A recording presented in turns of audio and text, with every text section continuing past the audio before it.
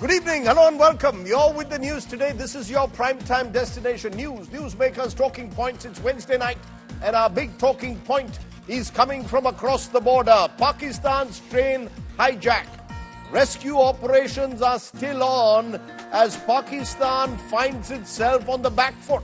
Is the country paying a price for its hidden war and its terror policies? Also, Donald Trump claims to be playing peacemaker now between Ukraine and Russia. Ukraine agrees to peace. The big question, will Russia join? All the big questions, all the big headlines on the news today.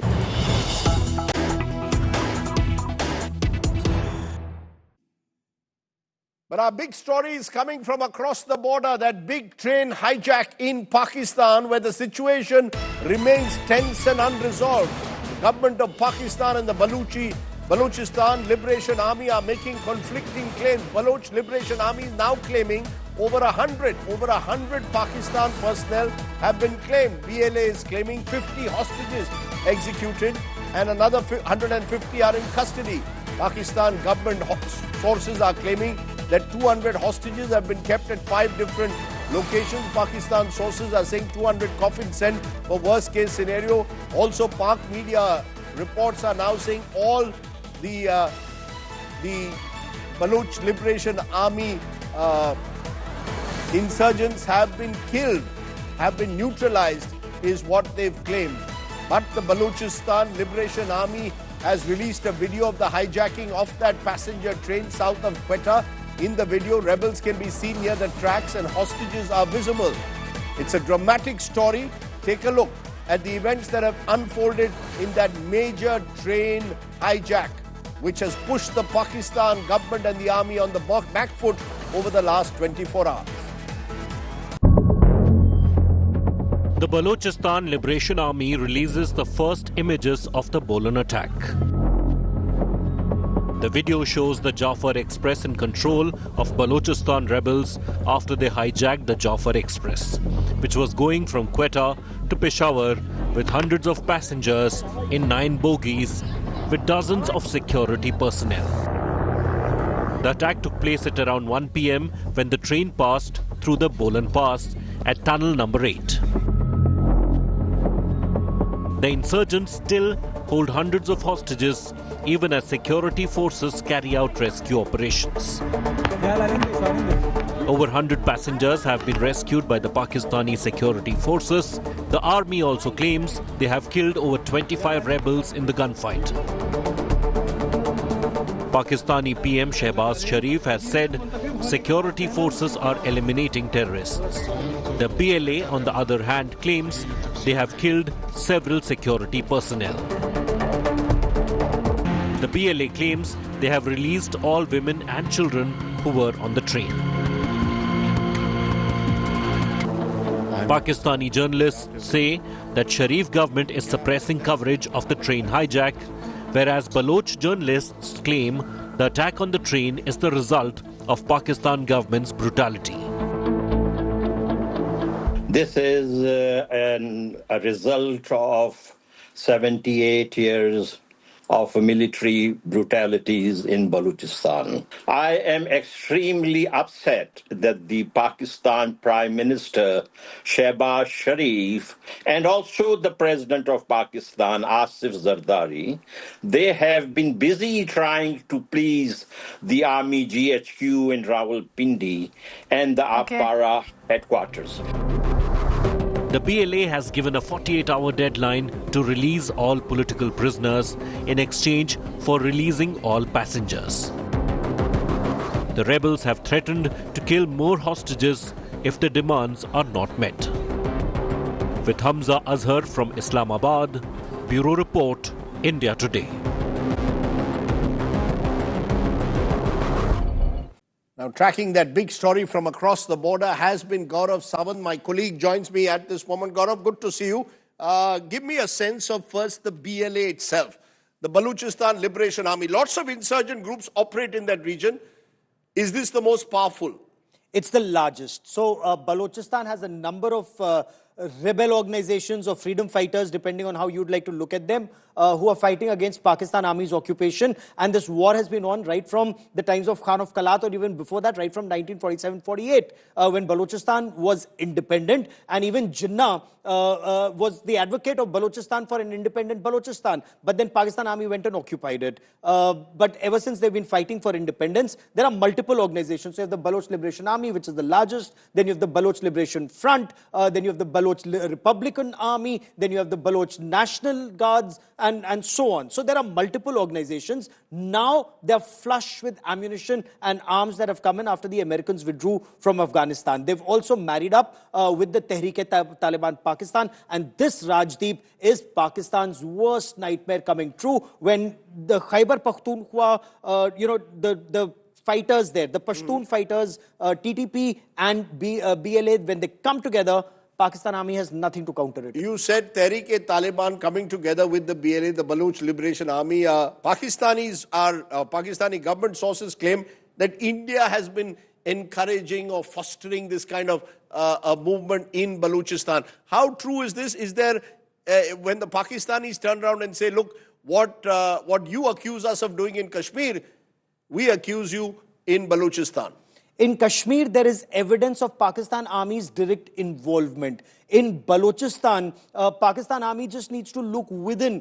Just look at the TTP, trained, armed, launched, funded by the Pakistan deep state. And when, is there a difference between TTP and the BLA? The TTP clearly is Pakistan's problem.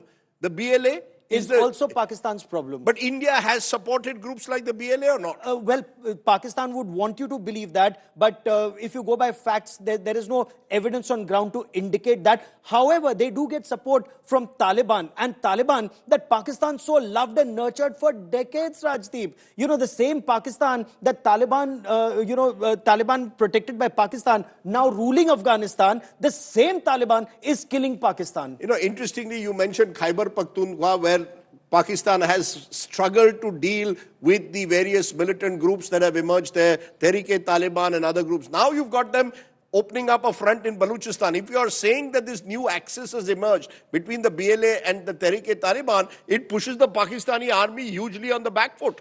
Pakistan Army has been on the back foot for decades. They were able to cover it up for some time, but now each attack is more audacious than the last. Taking a train hostage with hundreds of Pakistani service personnel.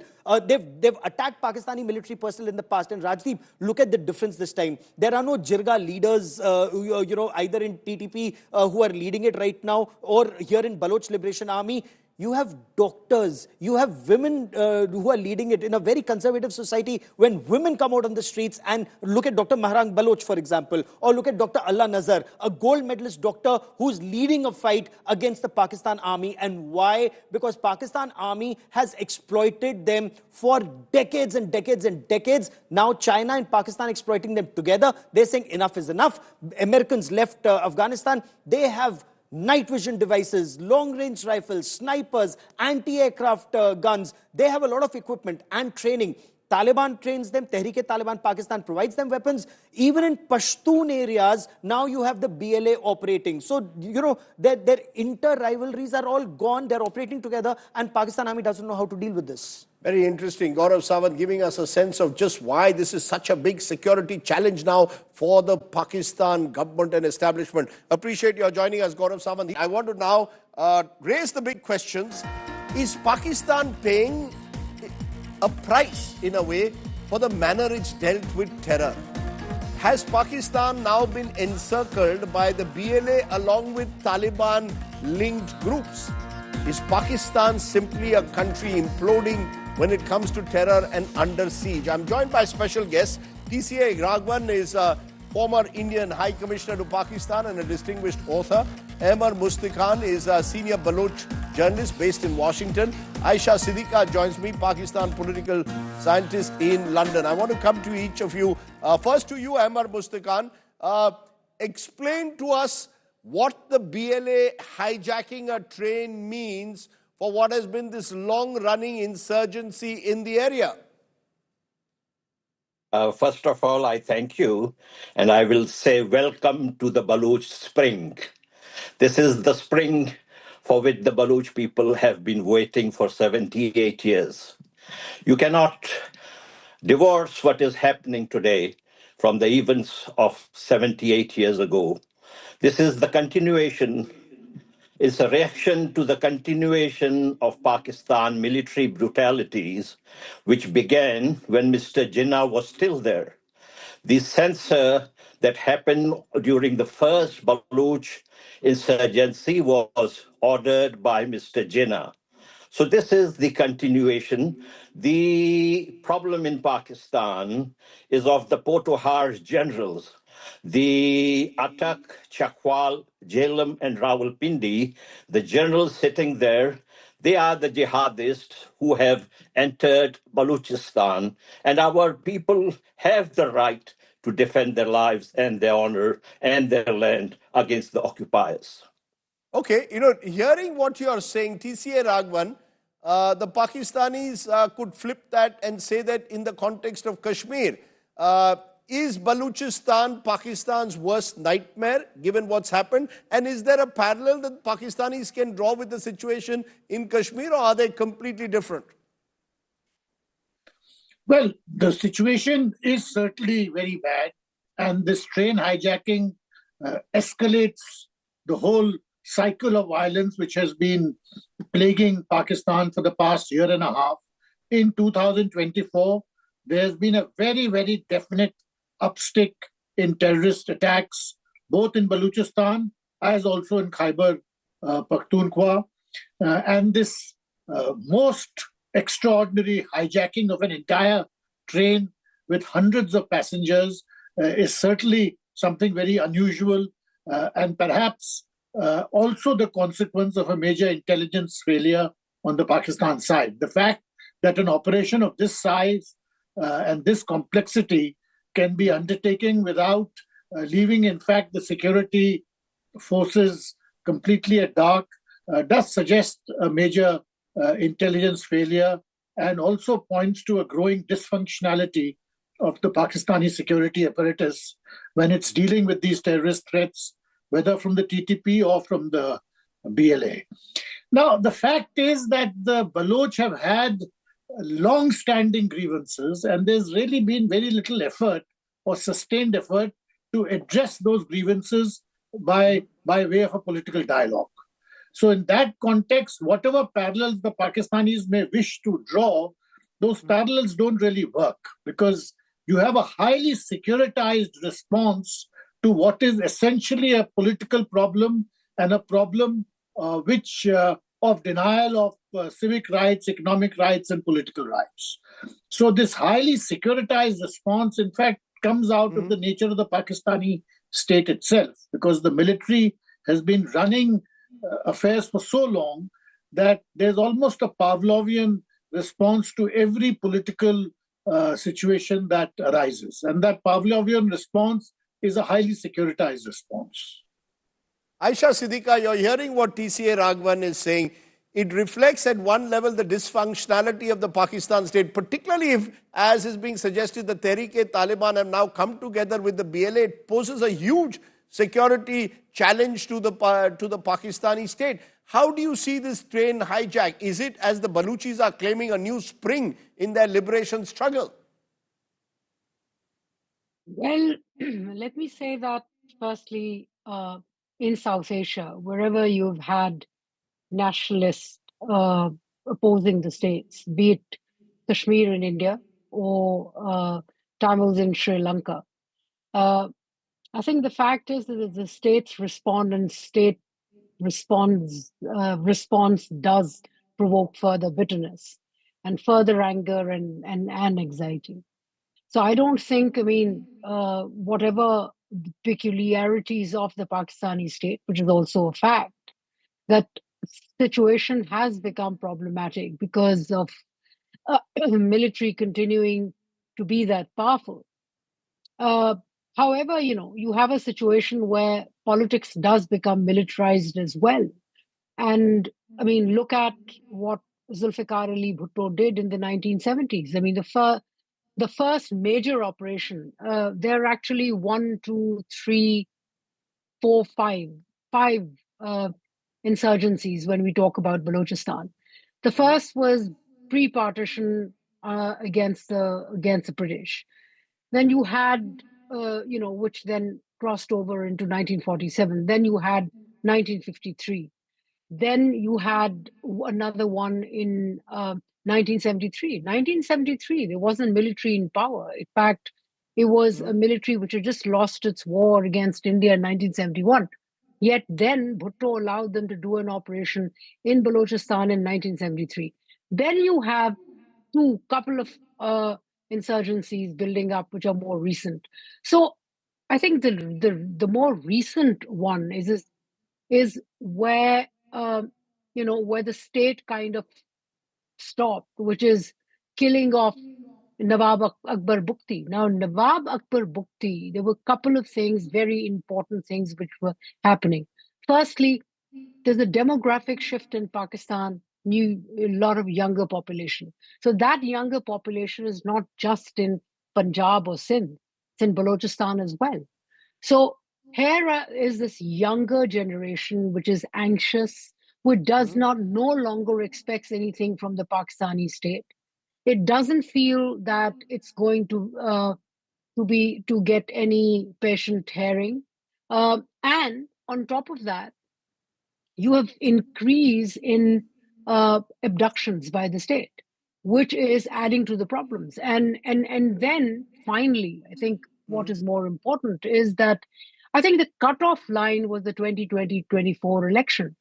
Because in 2024 elections, what the state did, I mean, of course, there was election rigging throughout Pakistan, but Balochistan was even more peculiar because what they brought in were mafia heads or thugs to rule the province, completely disconnected with the state, pushing back nationalist parties.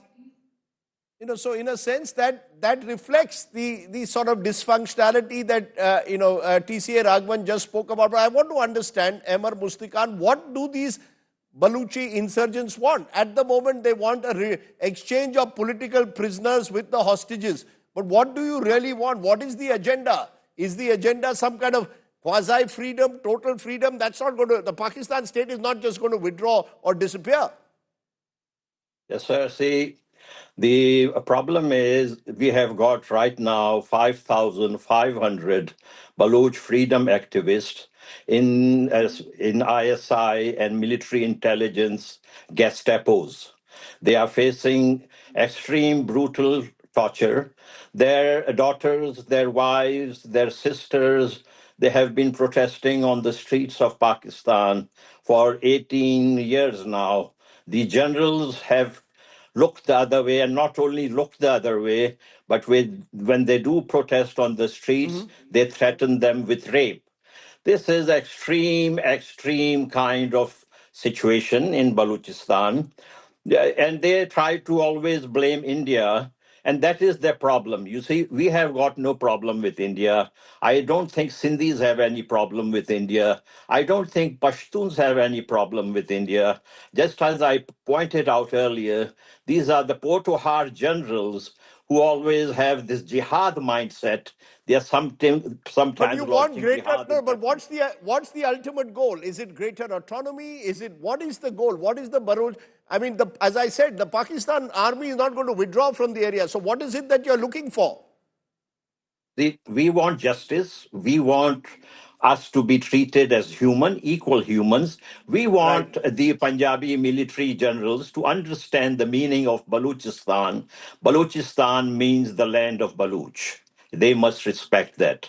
And if they don't respect, yes, sir, I'll let me say one thing. If these generals think they are going to take away the Gwadar port, they are living in a fool's paradise. If they want to keep Pakistan intact, I will request them, please forget Gwadar port. Okay, I want to bring in at this moment TCA Raghavan again, because Balochistan, sensitive area, and from time to time the Pakistanis have accused India of intervention. Can the Pakistani claims hold? Do you believe, as the Pakistanis claim, that India has used Balochistan as a lever to tell Pakistan to back off from Kashmir?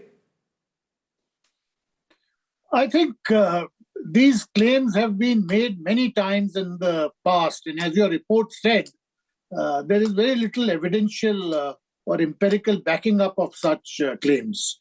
For a long period of time, in fact, from 2001 to 2021, Pakistan's principal angst against the then US-led administration in Afghanistan was that it gave a free pass to India to operate in Pakistan's sensitive border areas.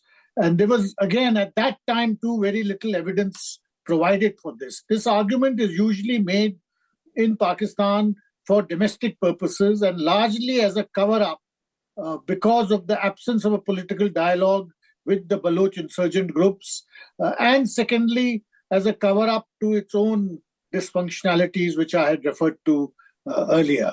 The fact that a train can be hijacked does suggest a certain lack of knowledge about what groups which have been working against the Pakistani state for a long time, that the intelligence agencies were totally in the dark about it. You know, it's showing a major intelligence failure, but it also, as we saw just now from Emmer Mustikhan, Aisha Siddiqa, a built-up anger. You mentioned the younger generation of Baloch, but there's a built-up anger. We are not being treated equally. Is Balochistan reflecting in a way the failure of the Pakistani state to give the people of Balochistan, some would say the Pashtuns of Khyber Pakhtunkhwa, a sense that they too are equal citizens? This anger is building up and it's led today to this horrific train hijack. See, firstly, let me just add two things. Firstly, your earlier question to Mr. Raghavan, I would like to point out that a couple of American scholars, including Dr. Christine Fair, has actually written about and mentioned India's involvement. Now, the fact is that when insurgencies happen, they do seek help from neighboring countries. So it's not something unimaginable. But that's a separate thing. The more important thing is that, what is happening in Balochistan. Yes, there is complete frustration. Now, not everyone in Balochistan is necessarily asking for a separate land. There is a demand, of course, there's a dominant demand for a separate land, because if you don't expect justice and equitable distribution of resources and access to your own resources, right over your own resources, then of course that big demand does become natural and obvious. But the other thing is that, even autonomy, from autonomy to separation. But as I mentioned earlier, the main separation in the minds of the Baloch, because this movement that you see today, including insurgency, is not being controlled today by the Baloch Sardars living outside. This is primarily the Baloch middle class, educated youth, which are ready to fight. In fact, the problem is that these Baloch Liberation Army or others are not short of recruits now.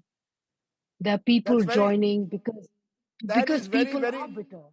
Okay, that People in a sense reflects how this insurgency movement has changed. That in a sense reflects the great threat now it poses to Pakistan's territorial integrity. Yeah, just have a second. See, the last time an effort was made for kind of connecting, reaching out to Baloch people was under Musharraf. In fact, the most successful, Ziaul Haq was the most successful in appeasing Baloch Sardars and Baloch nationalist Sardars even. The second time, Musharraf said, let's have talk. A committee was made, including politicians, Mushahid Hussain Sayyed, Shujat Hussain Sayyed, Sayyid Shujat Hussain, and a couple of others. They went, spoke, they had an agreement, came back, Musharraf backed out. A third time, again, effort was made. One of the nationalist Pakhtun Milli Party They formed the government. They went, spoke to Baloch nationalist Sardars, had an agreement, came back, military backed up. It's the military which refuses to talk to the people. Okay, I want to leave it there because I think we've got a sense of just how prickly and difficult the situation now is for the Pakistani state and why this train hijack in that sense has brought the focus back on one of the lesser known insurgent movements of the region. Thank you all very much for joining me. We'll keep track of that story. I want to turn from there to another big international story. Both our top stories are coming international today. Ukraine has importantly agreed now to a 30-day ceasefire. The Ukrainian President Zelensky has said he now hopes for strong steps if Russia rejects the truce. Russia is waiting for a word from the US, and the US has said that they will be contacting Kremlin soon. Listen in to what Donald Trump and Zelensky, who only 10 days ago were at war virtually with each other, or a war of words certainly, have just said.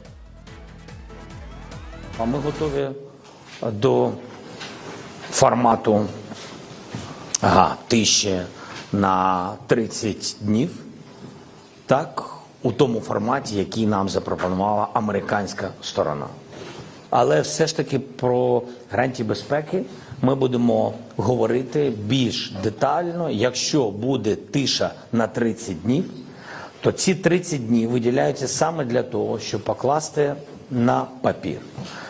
У нас є наші пропозиції, але покласти на папір погоджені кроки з нашими союзниками, погоджені кроки і формати тих чи інших гарантій безпеки, які будуть у Україні після закінчення цієї війни.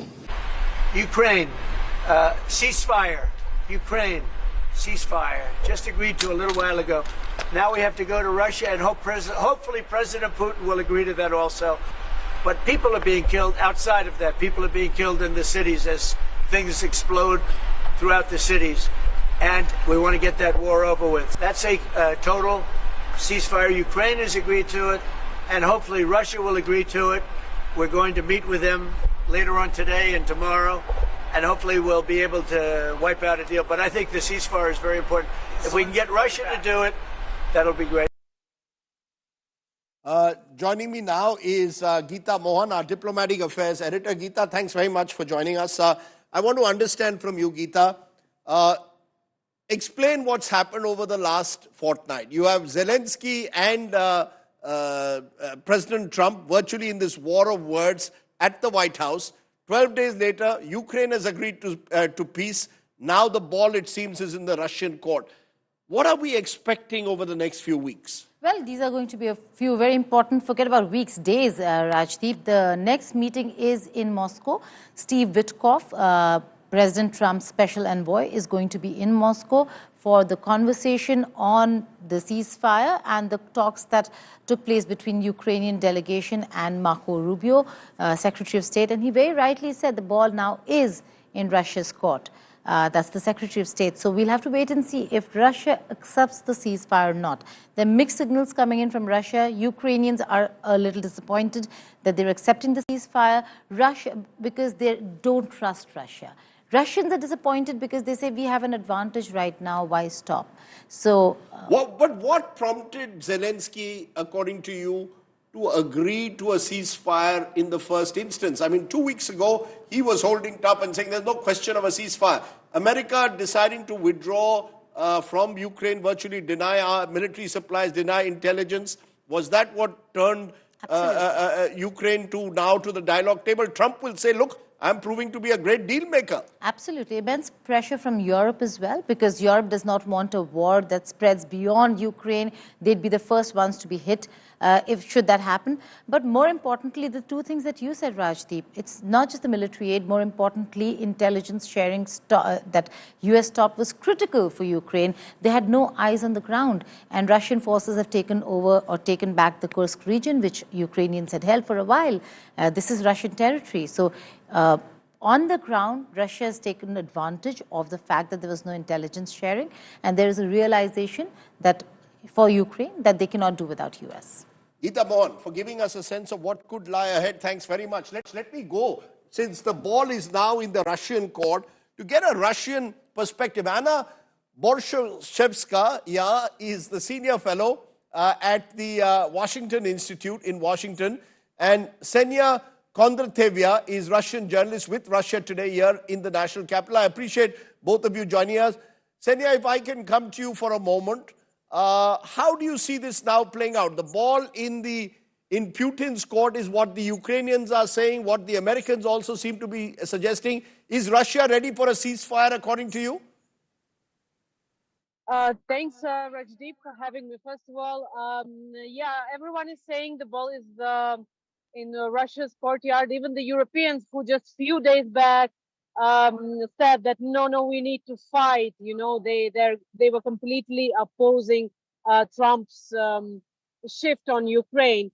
But to tell the truth, first of all, Moscow has not yet reacted to yesterday's development. Now, Russia has stated, and all the officials at all levels, starting with Vladimir Putin and Foreign Minister Sergei Lavrov, that temporary ceasefire is not acceptable to Russia. It is seeking for a permanent solution and for the root cause of the conflict to be addressed. Now, from the information that we have from yesterday's talks, and the statements that we have seen from the White House and from Kiev, we do not really see those root causes even being mentioned. Let's be very clear.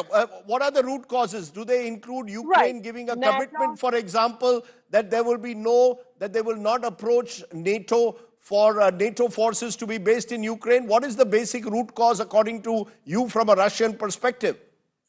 Yes, correct. Ukraine's NATO membership, the militarization of Ukraine, the military bases, all these are first issues that have to be addressed. So you're saying Russia doesn't want a temporary truce; they want a permanent ceasefire. I just want to come to Anna at the moment, who's waiting for us from the Washington Institute.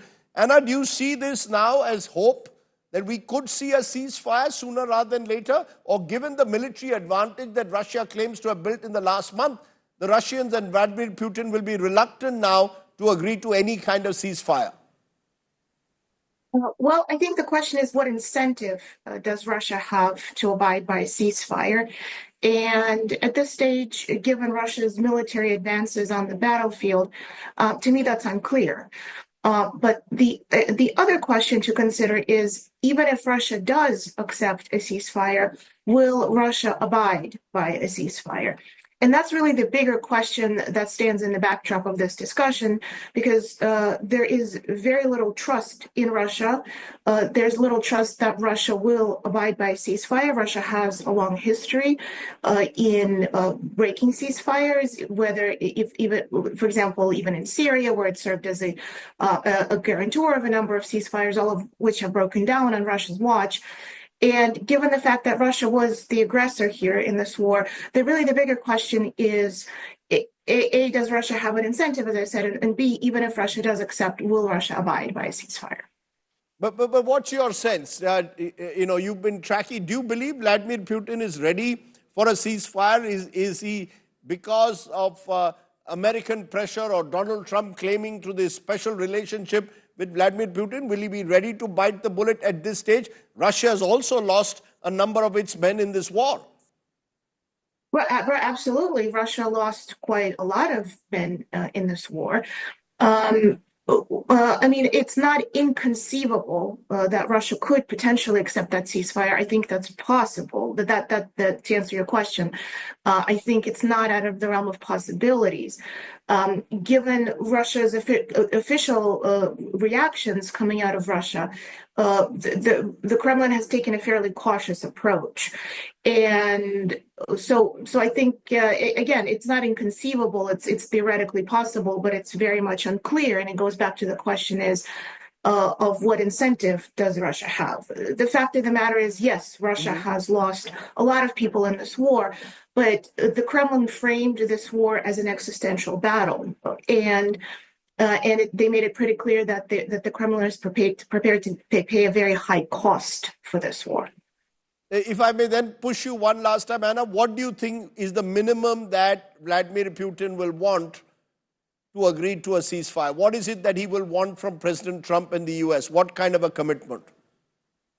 Well, at the very least, look, first of all, let me just take a step back and say that the Kremlin has been earlier putting forth extremely maximalist positions that did not even suggest the possibility of acceptance, precisely because they were so extreme, including withdrawal of NATO to 1997 borders and so forth.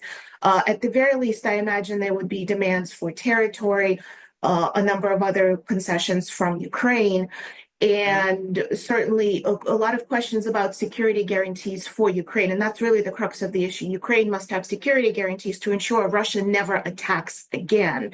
It's a fair demand, given that Russia was the aggressor here, a clear aggressor. And I think beyond NATO's membership, there will be a lot of other issues. Putin has said that he would oppose European peacekeepers. So really, again, security guarantees for Ukraine, I think, will be a sticking point. Okay. Rajdeep, if Anna, make Senia, you want to make one last point? Go ahead. Yeah. I think one last point, which is very important, where I disagree with Anna, I think, is that you have to remember that this is not a 3-year war. This war runs for 10 years.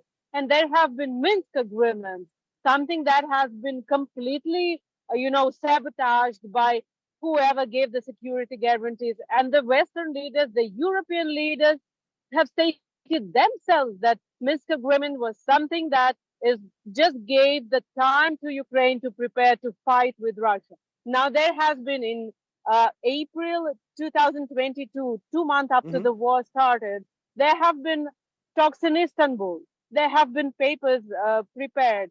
And we know who sabotaged these talks. So when we say that, Russia has a history of sabotaging ceasefires, that's completely, a wrong point here. I think we have to really ask which parties are ready for peace and really want that peace. Yeah, but the fact is, either way, whichever you look at it, Senia, the world sees Russia as the aggressor in Ukraine. You can argue that certain agreements have not been kept. That may well be the case that the Russians can make. But you cannot disagree from the fact that in this particular war, Russia is being seen by the world. I'm just bringing the facts. Okay, fair enough. Bringing the facts. Yeah, fair enough. And that's why we had a Russian perspective. Anna and Senia, I appreciate you joining me here on the show tonight. We'll wait and see whether this ceasefire bid actually succeeds or not. Can Donald Trump play peacemaker? Let's turn to another of our top stories. First, it was Airtel yesterday. Today, it's Jio. Both India's leading telecom companies have gone ahead and signed an agreement with SpaceX to bring Starlink satellite internet that offers faster internet access to India. The deal depends on SpaceX, of course, getting approvals from authorities to sell Starlink services in the country. But think about it. You've got Elon Musk on one side, close to Donald Trump, and you've got Mukesh Ambani and Sunil Mittal on the other. Airtel may sell Starlink equipment in its stores, offer Starlink services to businessmen. They also plan to use Starlink to bring internet to rural schools, health centers, and remote areas. With Jio Platform and SpaceX now also joining forces, both deals, as I said, are contingent to SpaceX securing the necessary regulatory approvals. Will they secure it? Sakshi Batra from Business Today joined me a short while ago. Sakshi, Elon Musk has been wanting to enter this Indian market for some time. There were issues whether spectrum should be allotted through administrative pricing, through auction. Do the new deals mean all issues are resolved? Will it be a quick regulatory approval that both Sunil Mittal and Ambani's and Starlink could get?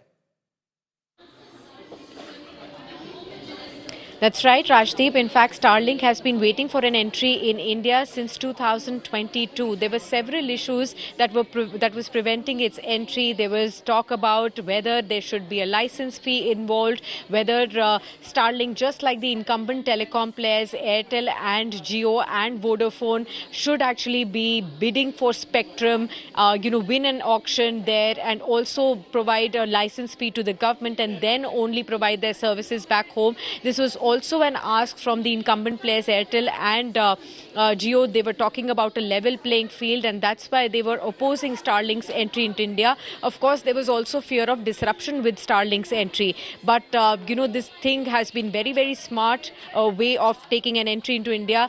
Partner with two of the biggest players when it comes to telecom space, Jio and Airtel, and then make a low-cost entry into India. You don't have to worry about bidding for an auction separately. You don't have to pay separate license fee as well. However, all of this will only get greater clarity once the government gives approval to the deals that have been done between both Jio and Elon Musk's SpaceX, and of course Airtel and Starlink as well. So once that gets done, we will get to know what will be the pricing. I think the biggest issue will be at what pricing does Starlink really come to India, because it's a very premium service. Even in the US, they charge $80 per month to per user for providing their services, satellite-based internet.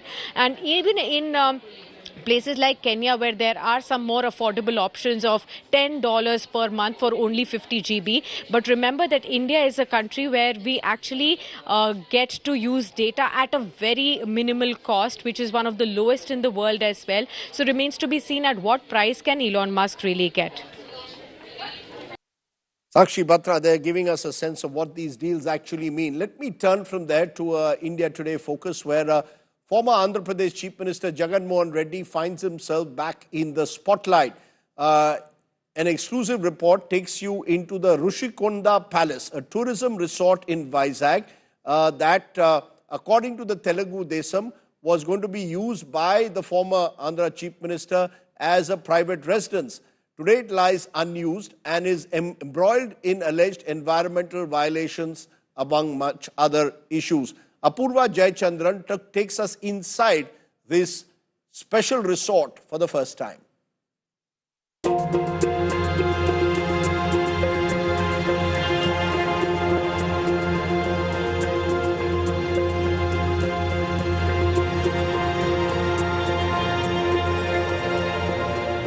What you can see behind me is the Rishikonda Palace, and the question that remains to be answered is what happens to the Rishikonda Palace after its construction for almost over 3 years back. Sprawled across 9.8 acres and the construction alone worth over rupees 500 crores, the TDP-led NDA government, after it had come to power in the recent victory in 2024, the question remains as to what happens to this palatial structure that had been built atop Rishikonda Hills here in Visakhapatnam by the Bay of Bengal and the sea.